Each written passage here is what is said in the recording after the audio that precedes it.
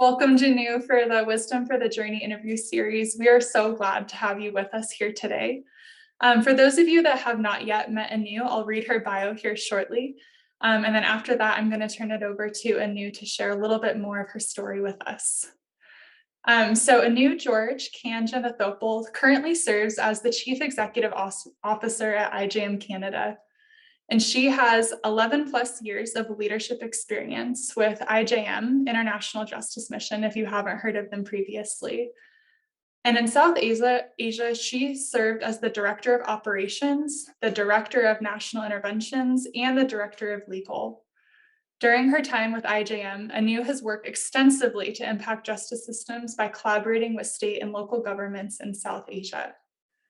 Anu really initiated and led IJM's first ever partnership program and oversaw the training of more than 17,000 police officers, government officials, and NGOs on the rescue and rehabilitation of individuals trapped in slavery and bringing criminals to justice. As a result of Anu's leadership, we are celebrating the fact that over 10,000 individuals have been rescued from forced labor slavery. Anu holds a master's degree in business administration from Edith Cowan University, Australia, and a master's degree in organizational leadership from Eastern University. She successfully completed her BA/BL from Dr. Ambedecker Government Law College, correct me if I mispronounced that, Anu, and acquired a special diploma in intellectual property law. Anu has used her creative communication skills to bring social issues to the public's attention by writing and producing radio dramas and street theater with social messages. Her dedication to the empowerment of the underprivileged, her vision for social change, and knowledge about international issues really have led Anu to being awarded several honors, one of which was being recognized as a Save Scholar by the Canadian government.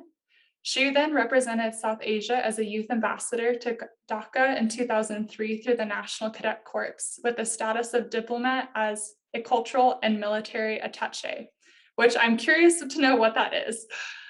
So with all of that, Anu, it is such a pleasure to welcome you here today. Thank you for making time for this conversation in your very busy schedule. And as a side note, I have such an honor for IJM. I'm really grateful to have you here today and hear about the work in which you do and why it is that you do the work that you do. So with that, welcome, Anu. Yeah, sure. Thank you. Thank you for having me. It is a pleasure. So we'll get us kicked off, Anu, with one of my favorite questions. This one resonates deeply with me, but I would love to hear a little bit about what are your core values and how you really see those values being lived out in your work at IJM? It's a deep question. I would say justice, integrity, and being aggressively authentic. I find this in perfect sync with my organization. And there would be some time where some of my core values seems to be the aspirational value of the organization, because the organization is uniquely diverse and it's a few thousand people.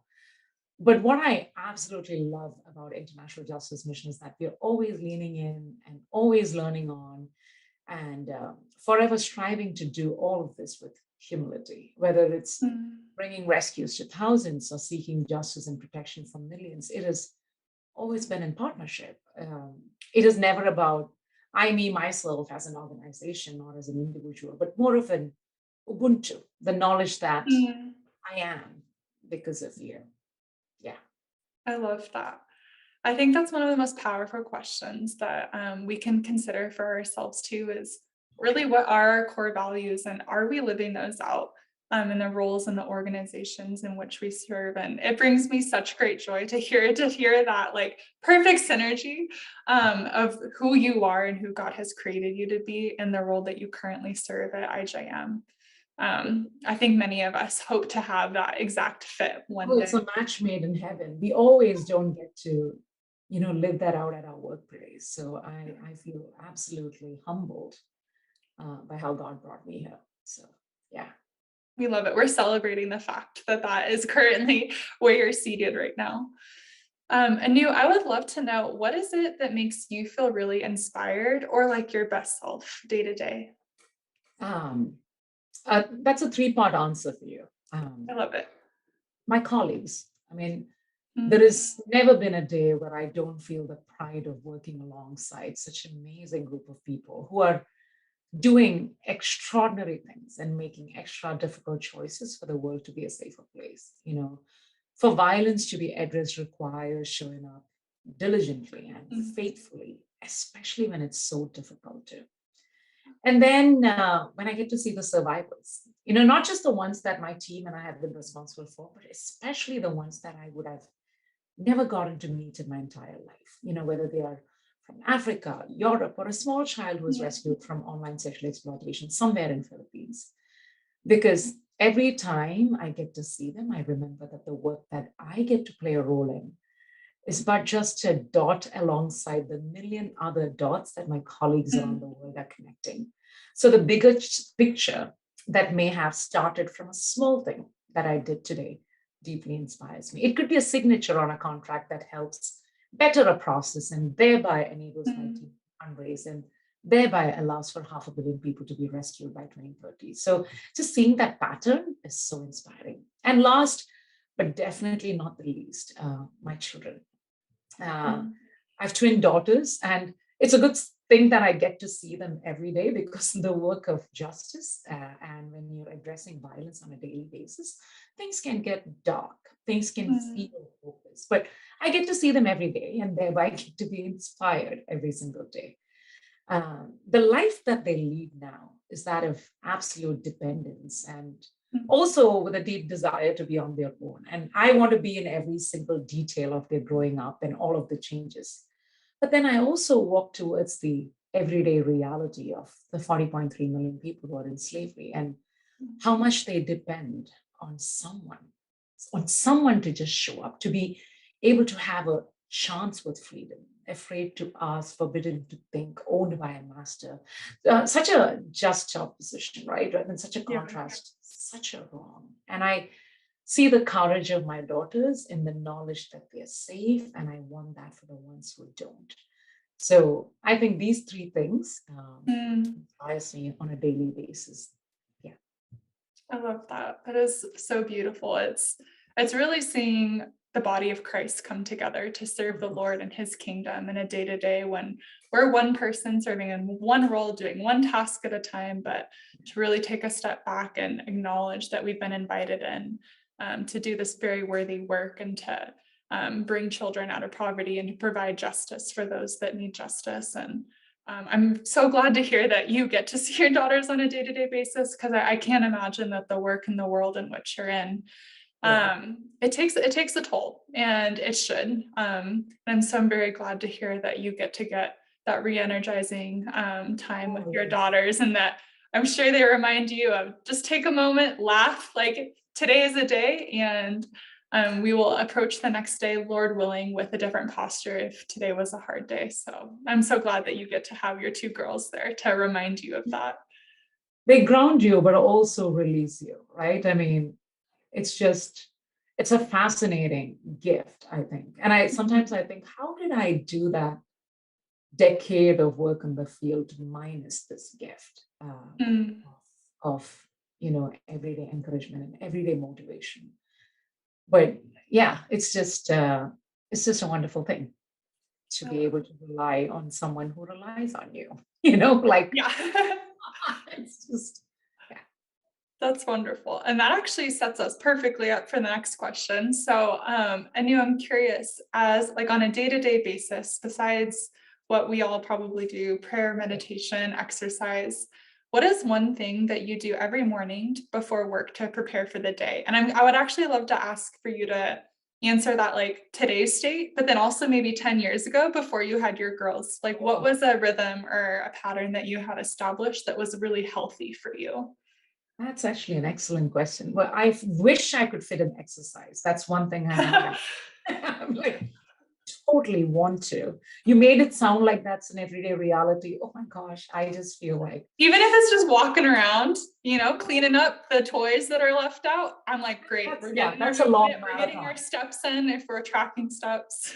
Well, yeah, if you can count that, then I do marathon every day. Like that's 40.8 kilometers clocked in. But um, The one thing that I have been doing in the last 3 years, because that's the duration that has been particularly hard for me. Mm, I mean, not that, the field work was any easy, but being in a developed country and dealing with challenges that are so far away from here, it appears to be mm, really far from here, but yeah. staying away the field is completely made it challenging for me to show up Mm, without feeling the burden. So, the one thing that I do every morning, as you would have guessed, because you broke the questions into two parts, is to talk to my daughters.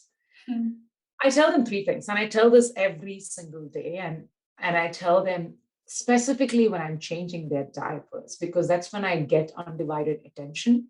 Because there's no potential running around. They're looking into my face because that's the yeah. angle I'm at, right? So I talk to my daughters. I tell them where I'm going and why I'm doing this. And Mm, I think it also helps me more than it helps them. I've heard so much about how I'm not enough as a mother in different ways and from unexpected places because that's just how it is. And I feel it's so important for me to build the strength for my daughters to be able to step into the world I've spent some time in with a lot more confidence and a lot more self mm, assurance to face the world. Because regardless of how much of a strong individual you are, um, you know, being a woman makes the walk a little bit more longer, makes the stretch a little bit more of a stretch, makes the leaning in a little bit more dramatic, if I may say. mm, So I think it is important for me to equip my daughters as I'm equipping myself to face the day. If I don't see them and if I don't have that conversation with them, it is it is going to be challenging for them to understand why their mama has decided to choose to be elsewhere when they need me where they are at. And I think it's working for the ones who feel that this is challenging. I mean, I have to go on a trip. They're like, Mama, you're going to save people. Will mm, you give them, will you give them an umma, which is a kiss from our end? And I'm like, yes, I will. What else should I give them? Give them hugs. Do they get enough hugs? Um, and I think that really um, sets me up for the day or even for the future. Oh, what I did before these angels landed in my life, oh my mm. gosh, uh, feels like a lifetime ago. I'm sure it does. The one thing that actually grounded me was bringing the team together because Mm, the field is it's kind of like going into the battlefield. It's in the trenches. It's hard, it's rough, it's bloody, it's all these things. um, and the beauty of being in the field is you're never alone in a way that you're completely dependent on each other to move mm, on the meter, whether it's in thinking, whether it's in processing, or whether it's in actual, leading rescue operations and, working with survivors. Bringing the team together and talking about, what that day is going to be like. Um, the nonverbal processors would hate it, but I realized that even the absolute introverts within my team uh, needed that, mm, needed to almost kind of like, okay, so this is going to be my day. How do we tackle the rest of the day? That it also helped each other to talk about, hey, let me support you with that. Hey, or can you help me with this? mm, Kind of a conversation. So it stopped feeling like it was my burden to bear because it truly isn't. It is God's burden. It is His weight. It is our mm. work to do. And reminding each other that every single morning really helped us before we stepped out to, you know, getting through the day, Yeah. especially long ones. Yeah. Wow. I was having a couple of tears be brought to my eyes hearing you talk about how when you go away on trips, your girls are like, please give them kisses, please give them Yeah. hugs. Because I just think about the impact that you're making on them in their lives while they're, yes, encouraging you and supporting you and say, go mom, like we see you doing that. We can't wait to hear about it when you come back. But like truly the impact that you're having and shaping them to be kingdom makers is so inspiring. And so I'm being brought to emotion thinking about that and just who your girls are going to continue to grow up having you as a role model and mom and example and mentor, like is I hope so. I'm very encouraged. I know Thank we're not you. perfect, but the fact that they get to see that and that their world is their world, but they also get to see the world that their mom gets to serve is a huge privilege for them. Yeah. There's also the other side to it, which is a little bit more of a heart-wrenching side. Because when I started sending them to daycare, it lasted all of 1 week. And then to bring them back. I couldn't take it, they couldn't take it. Both of us were bawling our brains away. But one of the questions that my younger twin asked me was like, Mama, you're going to the airport after dropping us? And I was like, no. Do you like those babies more than you love us? Mm. And I'm thinking this is how the child is thinking. You know, the child is a child, understands, that mom's got to be doing it, but oftentimes also ends up comparing where she is Yeah. in, my scheme of priorities. So there are two sides to it. There is encouraging, but also, setting yourself to kind of reside in that trap of feeling like you can never satisfy everyone or everything or even yourself at the same time. But it helps to keep talking about it, whether it's with your children or with yourself. Yeah. So that's helped me, Sarah. I'm glad to hear that. And I think that makes me think of a statement that I've heard other people say is like, we're not made to be one thing. Like, Yeah. we're not made to only be a mom or only Yeah. be a CEO. Like, we are holistic beings that the Lord has Yeah. created us to be. And so while we do feel those tugs, and when we go to work, and whether that's in the office or Yeah. just in another room in our house, and our kids are outside the door saying, "Winter's dinner, what's happening next?" It's challenging, but I think I've heard you said this previously, and forgive me if I'm mistaken in that, but the importance of trying to be fully present to Yeah. what you have in front of you, to be showing up as well as you can in that season, then to close the laptop and then go make dinner, deal with dirty diapers, and be Absolutely. fully present, because we cannot be all things to all people, nor is that what the Lord intends for us in our lives. Absolutely. And again, being just one thing doesn't mean it's not enough, but that's not how we are wired or created. I mean, God is a very creative God. He's made us in a way that we're expected to be more than one. So either ways, it's a tug. Confining yourself to something is against, how you're created in the first place. But spreading your wings also means that your wings are hitting here and there. I mean, Yeah. between these buildings, between the cradle and the office table, like there's always a space crunch when a woman spreads her wings. But that's because she's in both of these places, right? Yes. And that's a beautiful thing. That's that. So more than talking about, how it is challenging, which I always do because it is challenging. But I think just to know the beauty of having your wings brush both the cradle and your office. Wow, what a picture!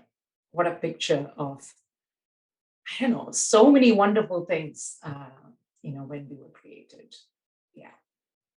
It is truly. And going back to what you were mentioning about kind of current state and what you did before Yeah. your beautiful angels were born, I found a similarity in the sense of we're not doing it alone. Like, you were audibly telling your girls, this is my why, this is what I'm doing today. And same with your team, like, this is why we are here. And I think so often if we get busy in our day-to-days without stopping and remembering what is our why and what is it that we're here to do.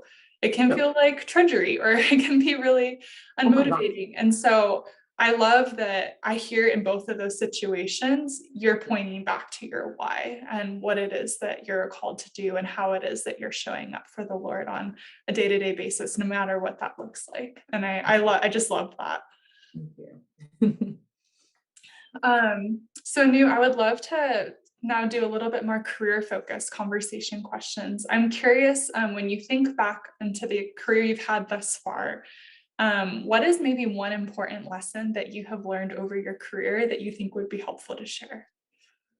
Um, it may not be a response that you're looking for, but truly, after being in this space for some time, um, love. I think Hmm. love is the common factor that allows you to grow. Loving your job, loving your family, the people you serve, loving yourself, loving the people who serve you, your partners. And it sounds like a cliched, overused, even abused of a word or an emotion. But if we miss that lesson, we have lost all. If I forget Hmm. love, it means I've forgotten a fundamental gift, the very reason why I'm here, the very reason I have a calling, the very reason I've been created, Hmm. the very reason we exist as humanity, as people. So I think losing that, and when love dictates, um, everything that we do, I think it solves for most problems, whether it's creating the ideal culture within your organization or identifying how you respond Hmm. to your colleagues, to people who report to you, to people you report to. The the language and approach completely transform if it begins from a place of love. Imagine if meetings were held and you walk into that room not wanting your opinion to be the approved one. Why? Hmm. Coming with that almost kind of like with a prayer of indifference, saying, may the best decision be made. And that can only Hmm. come if you love what you're doing and why you're doing this. I mean, who is this for ultimately? So yeah, it's probably not something we talk about often, but that's one lesson I've learned. I I've love learned. Yeah, you were right. That was not the answer that I expected, but I wholeheartedly resonate with you. And we need to start from a place of love, and we exist because of God's love for us. Yeah. And that's so humbling to think. I can't honestly tell you the last time I went into a meeting and thought to myself, I've thought to myself, maybe my opinion's wrong, but may the right opinion be the one that is presented and agreed upon. And that takes humility, which I know you talked about earlier as part of IJM, like being able to be humble enough to say it's the Lord's will and we are here to serve him. I love that. And it's almost seen as counterintuitive, right? Like, because as leaders, one of the things that the society imposes on you is like, oh, the leader is supposed to have the right answers. So it's Mhm. almost kind of, counterintuitive when you're going into a room with your colleagues and deciding, just telling yourself, may it not be mine, may it be the best. It's hard. I mean, I'm not saying I've mastered it, no, but I still have a long way to go before I get there. But I think it is helpful Mm, nevertheless. It's almost kind of a prayer of gratitude. mm, Step in. Yeah. yeah. And I think of it too, like so much as um like the identity piece. Like if we're really fully rooted in the Lord's identity, it doesn't matter if Oh, our opinion is the right one.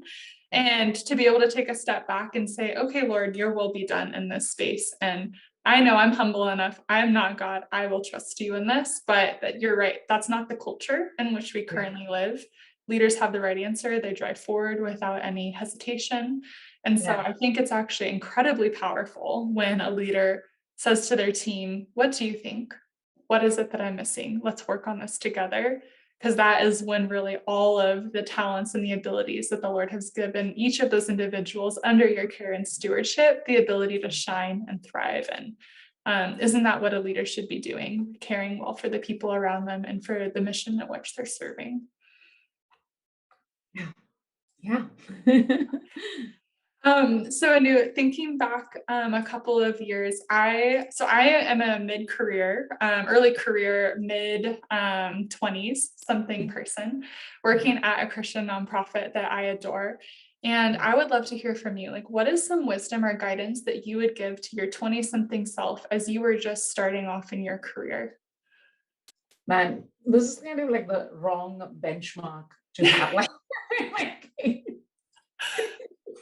you should, this is a question you should ask an incredible leader. But because I mean, just thinking about that question, one, I don't think I'm going to refer to myself as Anu now, the young Anu. I'm going to tell Anu to be comfortable with being seen as the odd, crazy to a point of being reckless dreamer, even by, all of your colleagues who have been there and done that, to be okay and to feel okay and not sweat when you stand out for being different to the point of being difficult. And I would tell her to never allow others' experience to dictate the one you're also about to have. And I would tell her to take all the lessons and learn all the rules and save yourselves years of catching up from the wisdom of the old with the adventurous spirit of a child. Most importantly, I would tell Anu to cry loudly when you have to. And I think that's something I really want to tell her.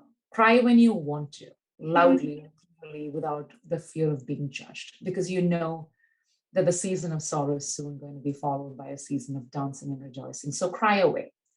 The assured joy is just going to be so much more sweeter. And I think the personal experience that I've had with violence when I was my 20-somethings, just 23.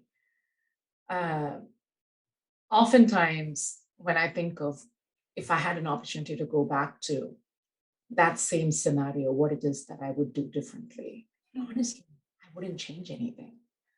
Because if I was not broken then, I wouldn't be able to bring my whole self to what God has invited me to today. So, yeah, I would encourage Anu to live through that series and sequence of brokenness with the hope of what is about to come, I think.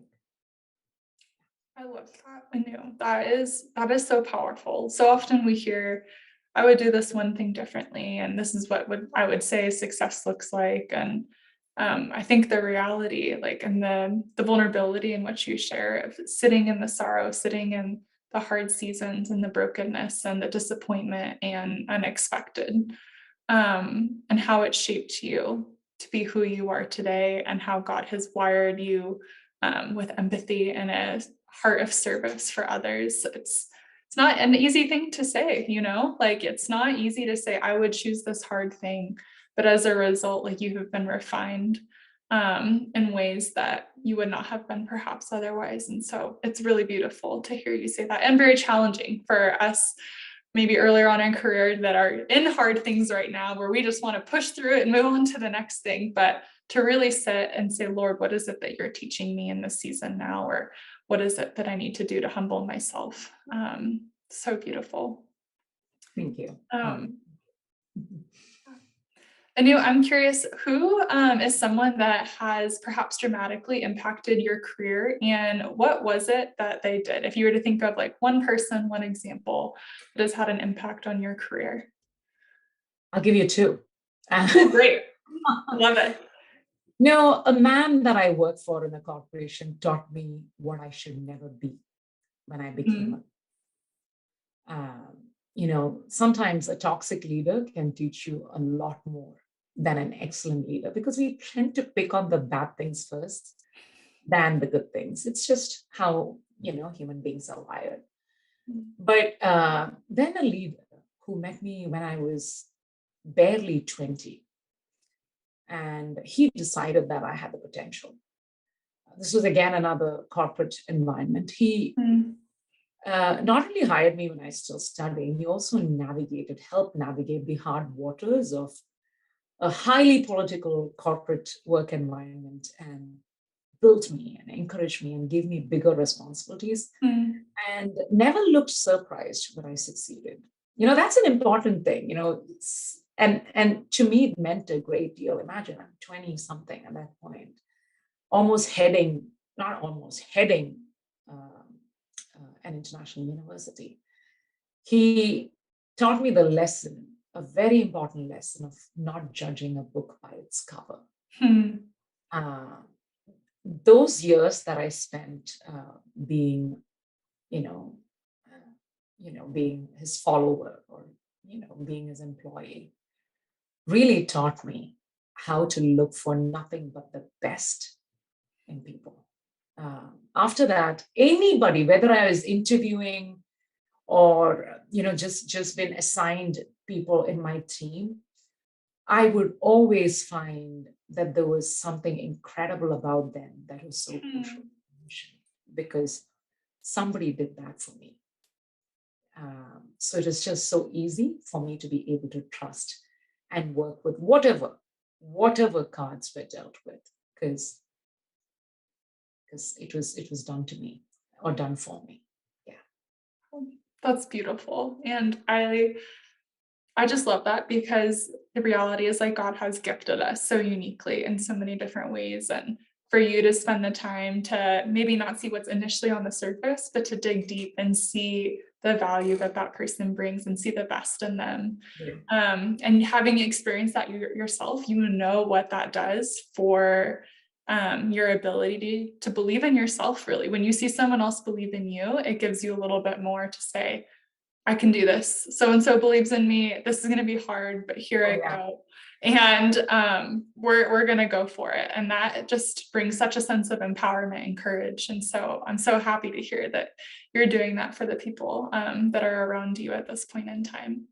Yeah, it was frustrating for my colleagues, because they'd be like, I would pick, so they would reject certain candidates, because there are like hundreds of application forms, and first go through the rejected candidate folder. Like, why did you reject this person?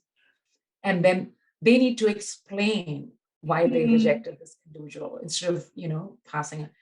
And then I would go back and back and back, and end up hiring probably the same people who were rejected. And they'll be like, why do you do this? Why do you have 18 rounds of interviews if you want to go back?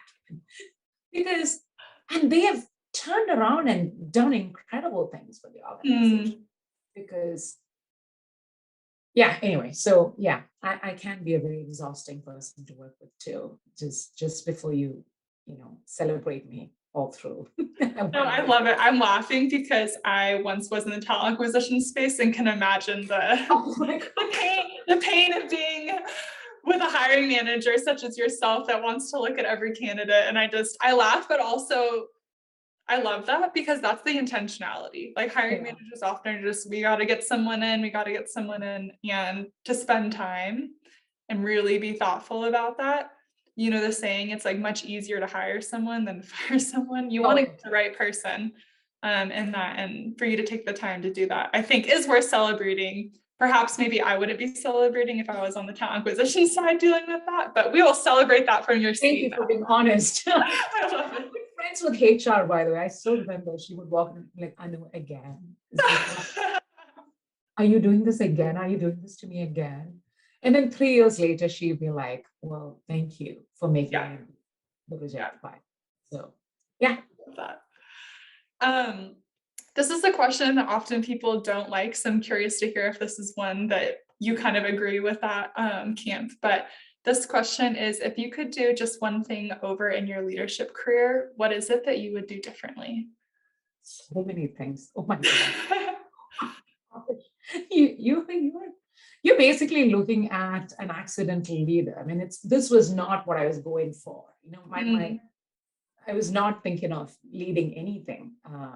Uh, but to pick out one thing, I would do a better job articulating my vision uh, instead of exhausting my team with my marathon of a run to the future. Like, to Mm, give you a good example, when we started the partnership project, like, it was exhausting. We had 3 years to invent something absolutely fascinating with mm, literally nothing in hand. But I'm seeing it in my head. I'm like, oh, so this is what we're going to be doing in South Asia. A is going to go there, B is going to go there, C is going to go there. We're creating all of these things. And my team used to stare at me like I was some sort of either I was a genius or an absolute lunatic. They make a connection there to something in between or at the both extreme ends. But I knew that I exhausted my team when I did not allow them to see, not allow, I mean, I just did not have the time, or so I thought then, mm, to explain where this was going. I should have done a better job with it. 10 years after, they see it now. They see it perfectly. They, send messages about, remember you said this that day and we all laughed? Well, that's happening now. mm, But but at that point, I wish I'd done a better job and not mm. exhausted my poor, amazing, incredible team members. Yeah, there is a long list, probably 1,000 pages worth of what I could have done better in my leadership career. But this is one thing which really, really comes to my mind first. Yeah. And thank you for sharing that. I'm thinking to myself in the future, if I were to lead a team, like make sure they understand the vision, make sure they understand the why is what I'm Yeah. hearing from you. And that's so important because it can be very hard to stay focused and motivated if we're not. What does this look like? Are we fully bought in? Do we see the where this is headed? And you saw it, but to articulate that in a way so that others can see that is so Yeah, important. so they could come along. Otherwise, the visionary and the activator, they're always, in a state of imbalance. Mhm. Yep. Unfortunately, the visionary is usually the leader. So which means they can get away by not fully taking them along. And that's a huge mistake to make. Mm, Yeah. Anyway. yeah, and that's a great call out.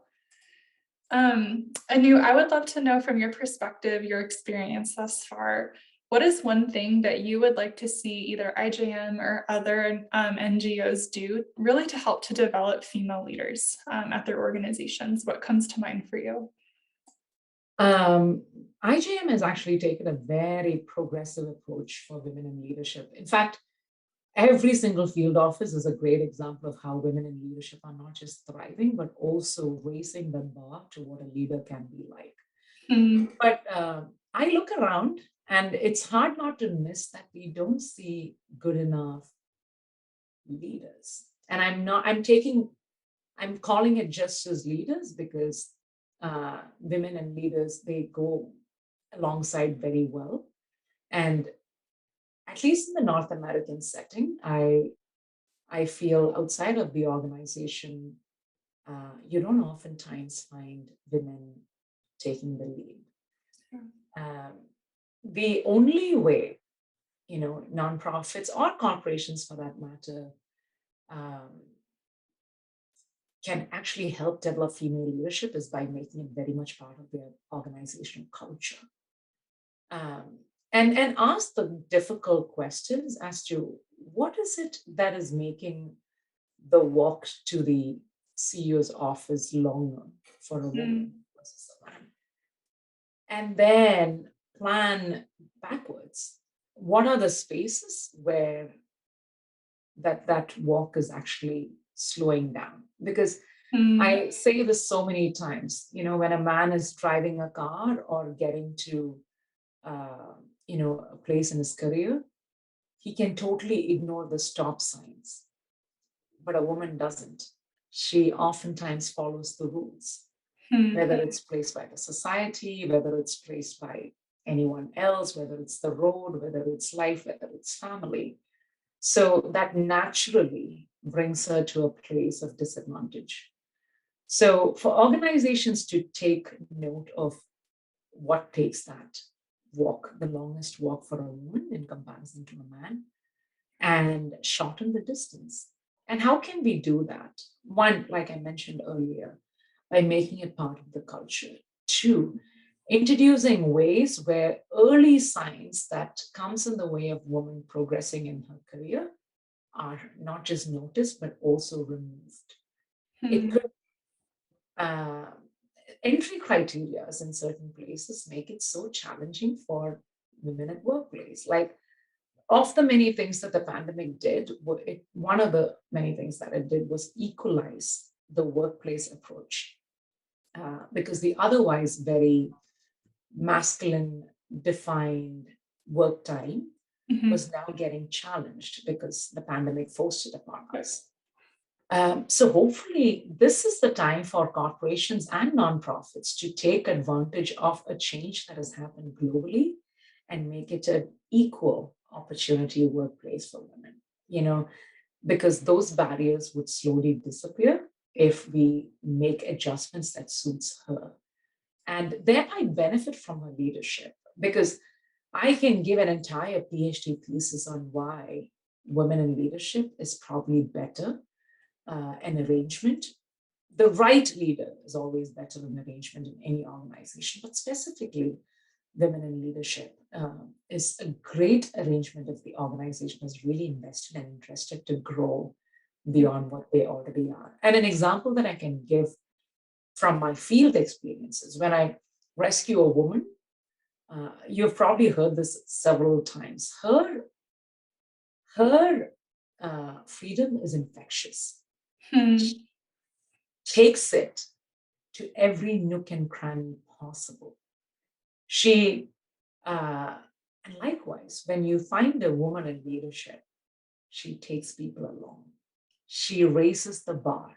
She always wants to make things better. And that's just how she's created. There is no challenging that. It's always, I mean, she multiplies anything and everything that you give her. She multiplies. So I think it is in the best interest of corporations and nonprofits to invest in women, to invest in the road that she has to take to get to the CEO's office or any position in the leadership space, because it's better for the organization. Um, Yeah. I love that. Snaps to all of that. Take note, everyone. I know we're coming towards the end of our time together. Unfortunately, I feel like I could spend all day talking to you, but I have a couple of speed round closing questions that I would love for us to end our time together with. So, um, this is one of my favorite ones because this is one I ask myself often. So, Anu, you feel called to do something courageous, but you hear the lies in your head that you're not blank enough. What do you do in that moment to really combat the lies and move forward? I I turn the pages to the past. Hmm. Sometimes when we are moving forward, um, there are times that stops you from moving forward.